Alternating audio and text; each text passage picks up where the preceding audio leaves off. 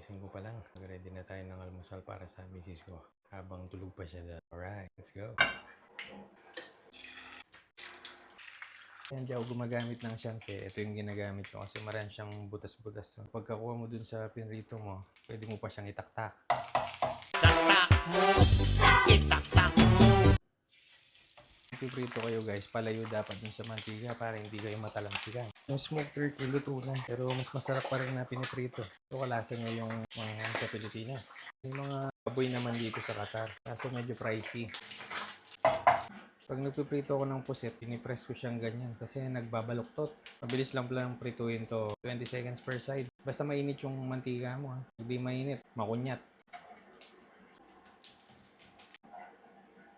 Malutong na yan. Yung mukhang malapit ng madulok, malutong na yan. Gagamitin na nating taba yung pinaglutuan natin. Lagay tayong toyo. Dapat dry. Lipat na natin.